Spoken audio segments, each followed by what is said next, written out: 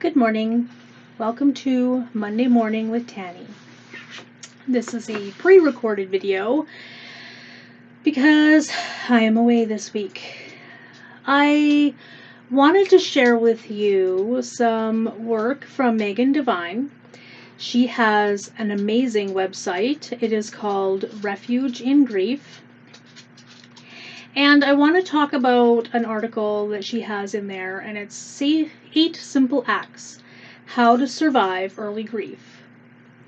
I did mention that early grief can be 2 years or even longer if you have had a very significant loss.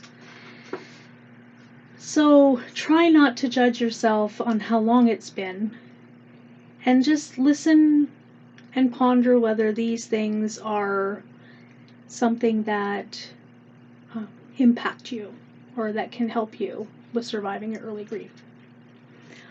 The first one is safety first.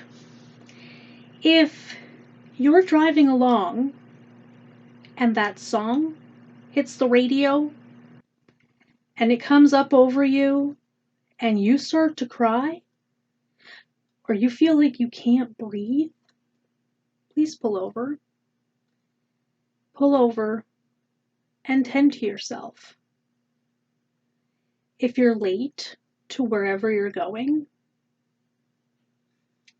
that's fine. You are very important. And feeling those feelings in that moment is very important. Being safe is very important. So take care of yourself. If you're operating machinery, if you're doing anything where you're just suddenly hit with that burst of grief that might not be safe for you, stop what you're doing. Take the time. You are important. The next one is drink.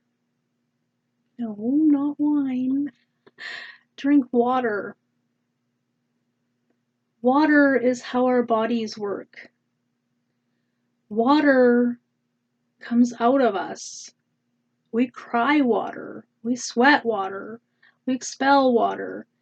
We need the water to help us keep going. If you don't have enough water, your brain's not going to work right. If you don't have enough water, your body is going to feel awful. You can get headaches. There are so many things that happen. So please drink water. Get yourself a water bottle. Put up reminders. Make it a habit every time you walk by the fridge. Have water. Set a timer on your phone.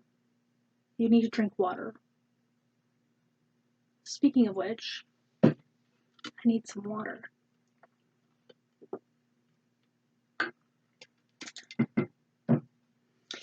Move. You are not gonna feel like moving. That lethargy can hit you like a ton of bricks. You are going to can respond by not responding. If you are in a state of distress, the best thing to do is to move. Move your body. If you're in fear, move your body. That is how you break out of that freeze response. We have different responses to stress, and one of them is to freeze. And freezing isn't always just like looking like a deer in the headlights. Freezing is just going to watch one more episode of that show on Netflix. Or I'm just going to sleep for another half an hour. I'm not going to get dressed today. What's the point? I'm not going out. The dogs can wait till tomorrow for their walk. I'm just going to have a little bit more ice cream. Those are freeze responses. And the best way to work out of the freeze response is to move. Enlist a friend to come over and go for a walk with you every day. Enlist a different friend every other day. Look at your little pups in the eyes and then take them out for a walk, even if you don't want to. Move your body. Maybe you love yoga. Maybe you love to dance. Put on your favorite song that always gets you moving. Just move. Get outside. We are designed to go outside. Our bodies need vitamin D, which is the feel-good vitamin. The fresh air is amazing. And it's also important to watch the seasons change and the world change. We are naturally in tune to the rhythms of our planet. Get outside. You don't always have to be with people. You might even get outside and talk to your person on a walk. Just go outside. Tend to something. Some people might tend to a plant that somebody gave them. You might tend to a task that your loved one left behind, and completing that becomes very important to you. You can tend to your animals, your pets.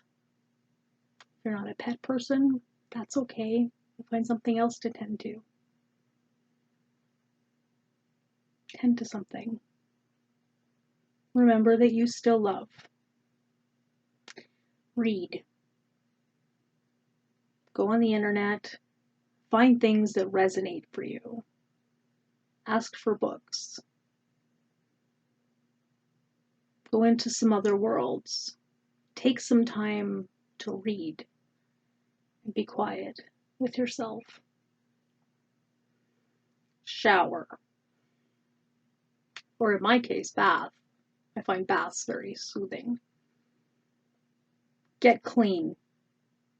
You may not feel like it. You have to drag yourself into there. But water washes things away like nothing else can.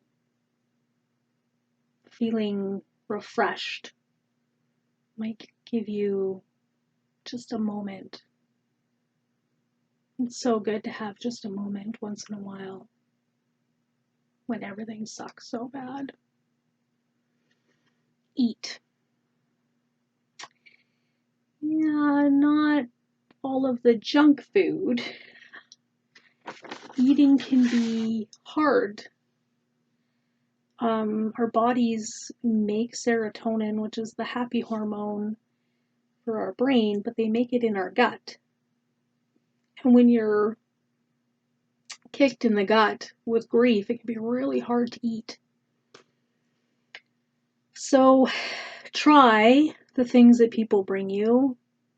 If that doesn't work, you can try smoothies.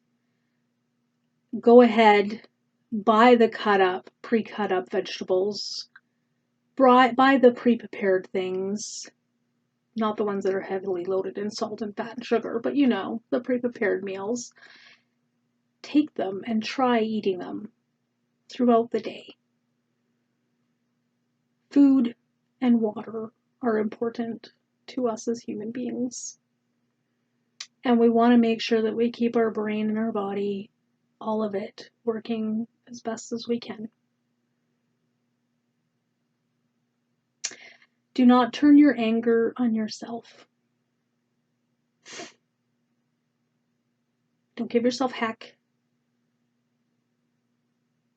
Don't blame yourself.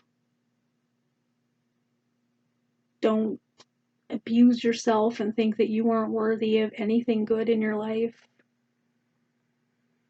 Don't get mad at yourself if you're not, being super successful at this whole grief thing. Don't be mad at yourself if you don't feel like going back to work right away. Don't be mad at yourself if you want to go back to work right away. Whatever's going on, be kind to yourself. Have compassion for yourself. You can be angry, just please don't direct it at yourself. It happens. It's not your fault. Say no to the things that you don't want to do, and say yes to things that are going to make it a little less sucky. So if somebody needs you to do something and you just don't have it in you, but you don't want them to feel bad, perhaps that's a time to say no. And if an opportunity comes up or somebody offers to mow your lawn or something, say yes. Give yourself that. It's important. You are important. And so those are a few things that you can do, according to Megan Devine, during your early grief experience. If you have any more suggestions, please leave them in the comments. You can also always email me if you have anything that you would like to share. If you have any processes of mourning or traditions or ceremonies or anything like that that you would like to share, like me to share, then again, I welcome those as well. And in the meantime, what's really, really important is that you take care of you and you be kind to yourself during this process.